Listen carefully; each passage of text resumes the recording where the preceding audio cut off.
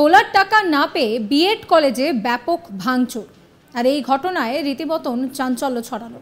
আর তারপর কলেজে গিয়ে তালা লাগিয়ে দিল তৃণমূল নেতা। শাসক দলের নেতার অ্যাটিটিউড দেখলে চোখ কপালে উঠবে। ক্ষমতার জেরে তিনি কি না করছেন সব কিছুই ভুলে গিয়েছেন। তবে এখানেই শেষ নয়, কলেজ কর্তৃপক্ষকে প্রাণনাশেরও হুমকি দিয়েছেন তিনি। ভাবুন, দলের ক্ষমতার কতটা অপব্যবহার করছেন। আর এই ঘটনা প্রকাশ্যে আসতেই ব্যাপক শোরগোল পড়ে গিয়েছে।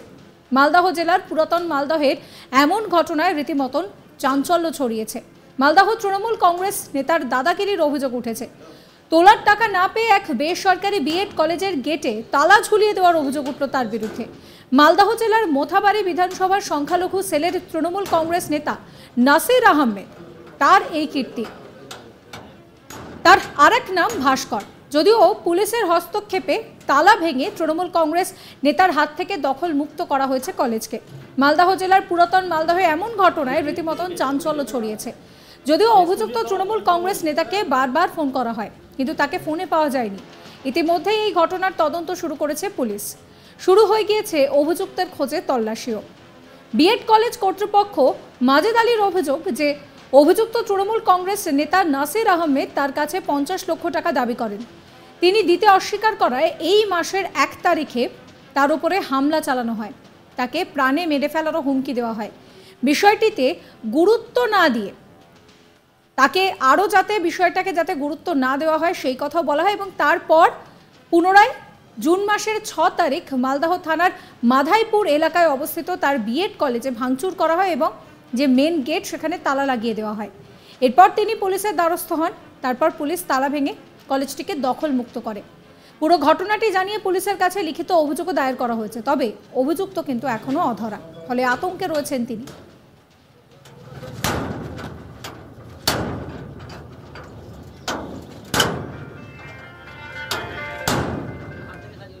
হ্যালো, কলেজে তো কামতে আসছি যাচ্ছি।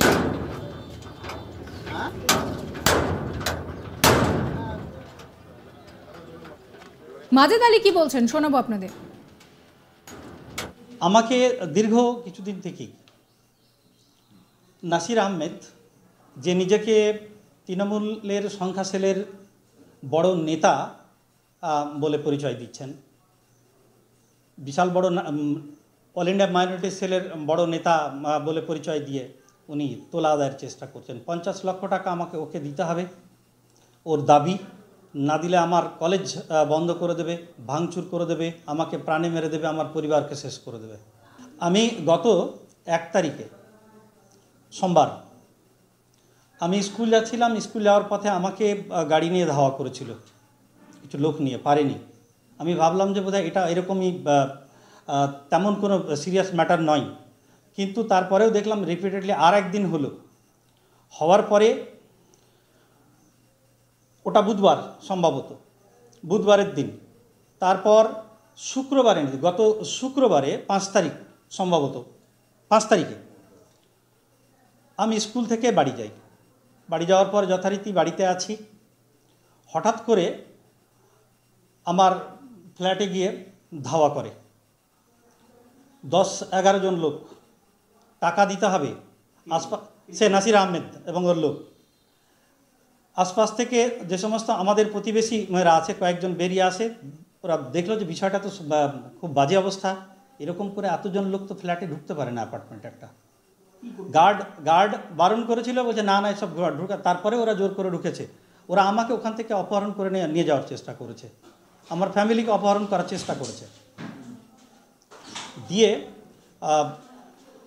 ওরা যখন দেখলো যে না এরকম কিছু করা যাচ্ছে না, এতজন লোক সব জমা হয়ে গেল, তারপর ওরা ওখান থেকে চলে যায়। পরক্ষণেই শুনতে পাই যে কলেজে গিয়ে এসে ভাঙচুর করেছে। তার আগেই ভাঙচুর করেছে, ভাঙচুর করে তালা, হ্যান্ডেল যত কিছু ছিল সমস্ত কিছুকে চুরমার করে দিয়ে নিজেদের একটা তালা, 2টো তালা লাগিয়ে গেছে।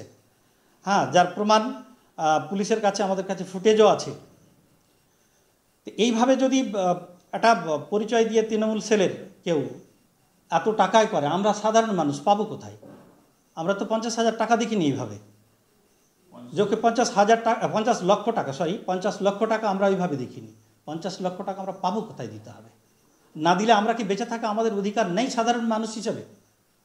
আমি জানতে চাই, আমি আবেদন রাখতে চাই মাননীয় মুখ্যমন্ত্রীর কাছে যে উনি তো এই সমস্ত ব্যক্তিদের বিরুদ্ধে তিনি কড়া পদক্ষেপ নিচ্ছেন।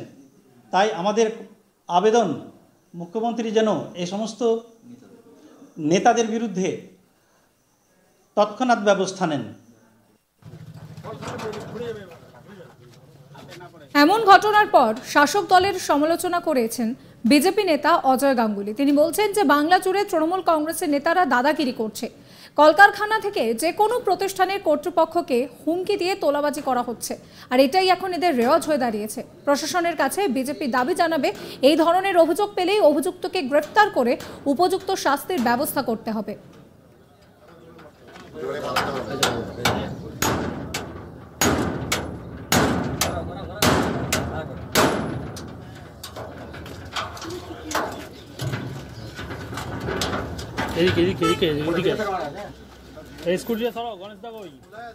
বিজেপি নেতা অজয় গাঙ্গুলি কি বলছেন শোনাবো।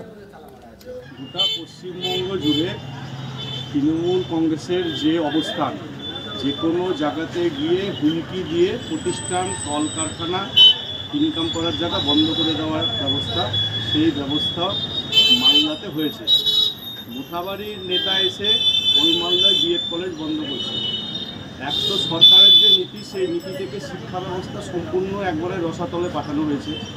যেখানে যেখানে প্রাইভেট কলেজ আছে, কিছু পড়াশোনার ব্যবস্থা হচ্ছে প্রাইভেট স্কুলে, সেখানেও বর্তমান শাসক দলের নেতারা গিয়ে তোলাবাজির এমন হুমকি দিচ্ছে যাতে করে সেই শিক্ষা প্রতিষ্ঠান বন্ধ হয়ে যায়।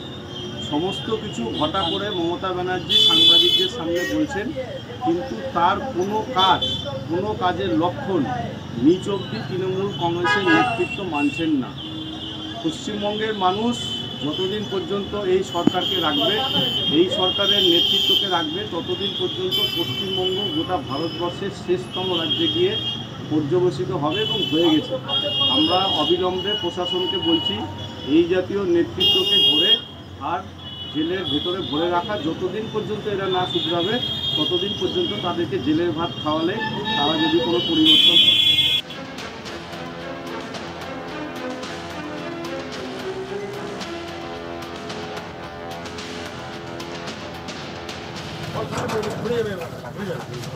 না পড়ে সব